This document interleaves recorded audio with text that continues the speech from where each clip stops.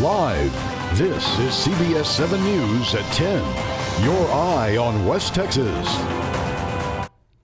Good evening, everyone. I'm Sarah Strackhouse. It's been 4 days since the historic First Baptist Church in Iran was destroyed in a fire. But the congregation says there's no fire big enough that could ever stop them from holding their weekly services. CBS 7's Dan Lopez attended the church's first service this morning in what has now become their new temporary home. Dan, how did it turn out? Sarah, the Bible states that you should love your neighbor like yourself, and First United Methodist Church here is a prime example of that, as they have opened up their doors to their neighbor.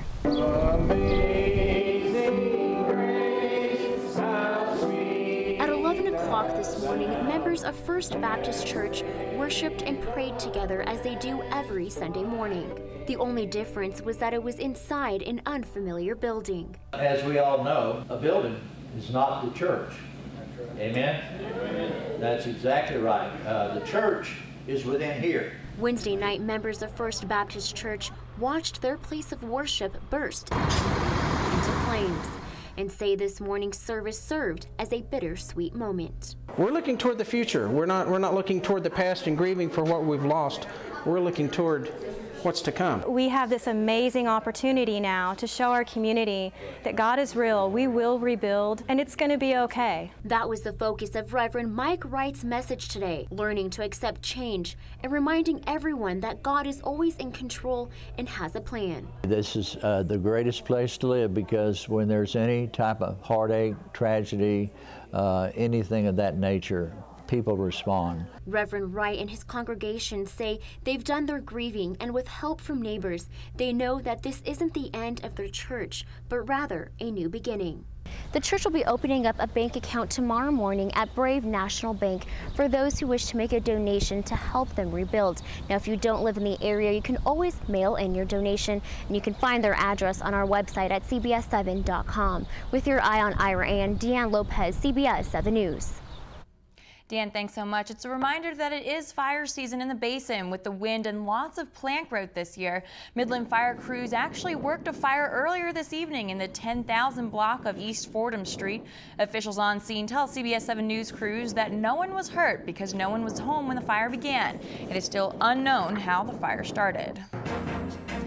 If you live in or around Alpine, you probably have seen the increase in the number of planes flying overhead. CBS 7 News' John Straffenstead spent the day in Alpine to learn why the Civil Air Patrol has been bumping up their flight numbers. John. They call themselves the best kept secret. Today I went up with the Civil Air Patrol to find out exactly what it is they do and why they're training out here in Alpine. The CAP has been around since 1941 with the prime purpose of search and rescue inland. Now, they are an auxiliary of the United States Air Force and have slightly expanded their role. Primarily search and rescue to more of a focus on homeland security and disaster relief. Today, I got a closer look at the search and rescue portion of their mission with Major Nick Roman. We're kind of contouring the various peaks and valleys, and that's what this training this weekend's all about. Major Roman says Alpine is a great place to do this training to recertify pilots to fly in the dangerous mountainous terrain. And with search and rescue, crews paying attention to detail is a must. You can kind of tell this is all sort of monotone color, so you're looking for anything that's different. Staying sharp means going through yearly training, and for pilots, flying about 100 trips just this weekend. If you think you'd like to join the CAP, I've included the information on our website, cbs7.com. Reporting in Alpine, John Traffenstead, CBS 7 News. John, thanks so much. It's been a great weekend, but as Weather Director Craig Stewart will tell us, we're about to be expecting some rain. He joins us now from the Pinpoint Weather Center. Craig, should we expect some rain over into the beginning of the week? Sarah, definitely into the beginning of the week. We might even see a little bit overnight. Might be just some showers, but definitely severe weather for tomorrow is in the offing. I want to show you the Pinpoint 4x4 radar, what we have going on over the last 4 hours, or actually 3 hours And this is what it has looked like. And again, we saw some strong thunderstorms in parts of the Trans-Pecos, but as usual, it starts getting toward the Permian Basin and everything starts diminishing, at least for right now. So the very latest that we have for you, and again, you're taking a look at it, maybe a little bit of shower activity south of the Fort Stockton area. You get up toward Odessa, Midland, maybe some light drizzle coming on down, likewise around Seminole and Andrews, but all the really stronger thunderstorms that we saw late this afternoon into the early evening hours, they have all since kind of dissipated. But tomorrow is a new ball game, and the chance of severe weather definitely is in the forecast. We're going to tell you about that and have the 7-day forecast all coming up in a bit. Sarah. Craig, thanks so much. Fiesta West Texas closed out their celebrations today. Visitors were still able to enjoy the live music, food, and carnival rides. The event is held every year to celebrate Hispanic culture and Cinco de Mayo. This year, organizers say they've seen about 25,000 people. And every week, CBS 7 News and Southwest 66 Credit Union recognize one person from the community in our news segment called Hometown Heroes. Now this week, Hometown Heroes are two war heroes and friends. Bill Ingham and Johnny Gentry both served as hospital foremen in the Vietnam War. The pair have stayed in touch ever since returning home, and this week they were reunited face to face. Together, they recall their time and service together. We didn't know where we were going. We didn't know nothing. They just called us in, sign your page 1, tell us who gets the money when you die, and there you go. You didn't think about, you just listened to orders and performed what they wanted you to do.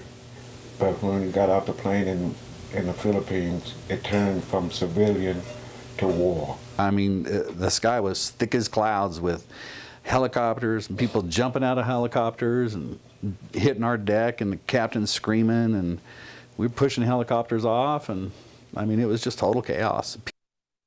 Ingham and Gentry were in Vietnam during the fall of Saigon. They worked to save many lives side by side.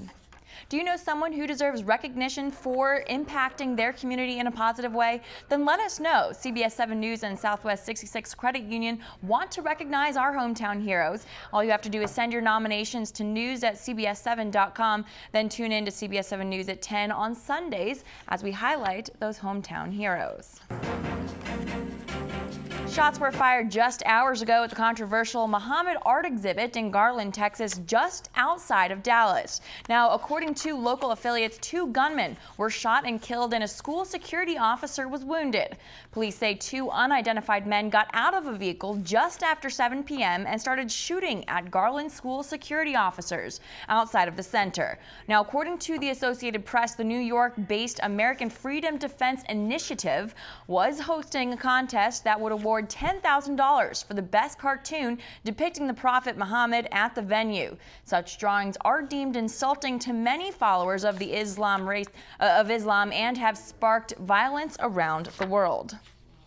And the police department in Marshall, Texas launched an initiative Friday to stem the tide of mistrust seen between the police and the community in some cities. It's called No Colors, No Labels. Police Chief Eddie Campa was joined by several community leaders when he announced the initiative. He says they will take part in achieving the goal of stopping hate and promoting diversity. He says that'll create a safer environment for everyone.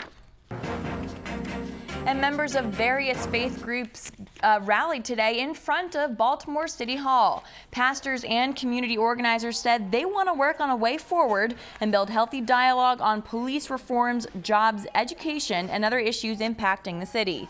Authorities have now lifted the 10 p.m. to 5 a.m. curfew, and the mall actually reopened today as well after being damaged during the rioting earlier this week. Maryland's governor said the National Guard is drawing down and preparing to leave the city, and the state of emergency will soon be lifted. On Friday, 6 police officers were involved in the detention of Freddie Gray, were arrested on charges related to his death. Now remember, Gray died from severe spinal injuries a week after he was arrested. Police officials have yet to fully explain how Gray received the injuries he sustained while he was in their custody. Coming up after the break, Weather Director Craig Stewart will give us a look at what you can expect for your work week and 7-day forecast. You're watching CBS 7 News, your eye on West Texas.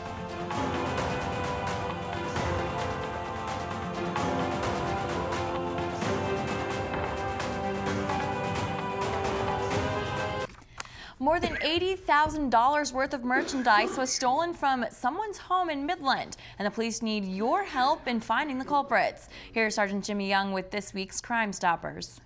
This week, Midland Crime Stopper and Midland Police Department needs your help in identifying the suspect of a burglary of a habitation. On April 8, 2015, the complainant called the Midland Police Department and reported their residence was broken into on the northwest side of Midland. The suspect stole over $80,000 worth of coins, purses, and jewelry. Midland Police Department detectives need your help finding information on the suspect or suspects that have these unique and valuable items. If you have any information on the suspect that leads to an arrest, it will be worth $1,000 cash reward.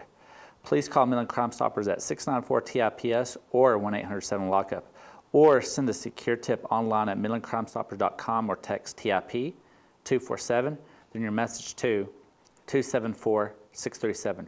Remember, no caller ID is ever used and you will remain anonymous. For Midland Crime Stoppers and the Midland Police Department, I'm Sergeant Jimmy Young. Thanks, Sergeant. Coming up, a special bull riding event tonight in Odessa drew in a crowd, all to raise money for children and awareness of abused children. We'll have more on that after the break. You're watching CBS 7 News, your eye on West Texas. Welcome back tonight. West Texans came together to do two things they love: ride and support children. Guardians of the Children hosted the fundraiser at the West Texas Horse Center. GOC is a biker group who serves to educate the public about child abuse prevention and create better environments and relationships for abused children.